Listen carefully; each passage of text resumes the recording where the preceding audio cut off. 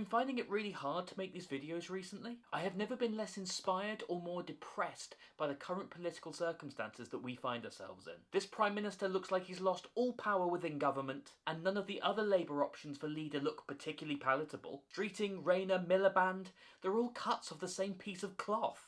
And the opposition is a joke! Kemi Badenoch seems like the fall guy to take the blame for the last 15 years of Tory failures until the Labour government mess up badly enough for us to all forgive them. It's a bold strategy, let's see if it pays off for them.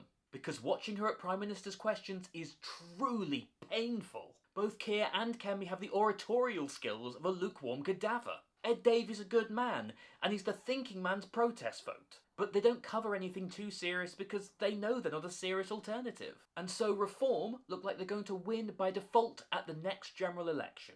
And that really should scare you. Because the British Constitution is more of a gentleman's agreement than it is a group of rules set out for the ruling class. Boris tested the boundaries of it during Brexit, Liz Truss was finished off by it, and when Nigel Farage realises he can play by his own rules, only the king can realistically stop him. And this is because we have something called a constitutional monarchy, meaning that Parliament rules in the monarch's stead. But because of this gentleman's agreement, the monarch never interferes in British politics. This probably has something to do with the French royal family losing their heads about 300 years ago. So once Farage is in, and with a large enough parliamentary majority, there's nothing anyone can do to stop him. And the House of Lords is welcome to have a go.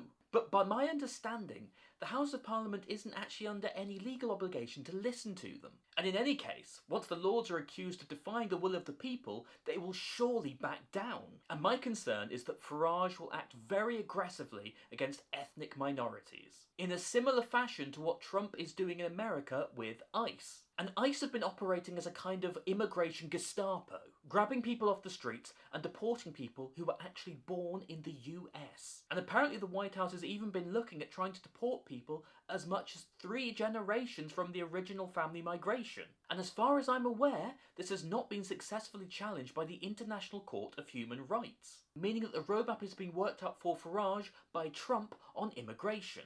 And I just want to make one thing very clear. Deporting millions of immigrants will not solve the country's problems. Our financial problems are with our own and not with any first-generation immigrants. Culturally there might be an argument, but even then, people change with time, as does society. People haven't had time to adapt to the UK's values. And we used to be better than this. We used to understand that there were absolute rights and absolute wrongs. And allowing a party that doesn't seem to understand this so close to power is a borderline act of national shame.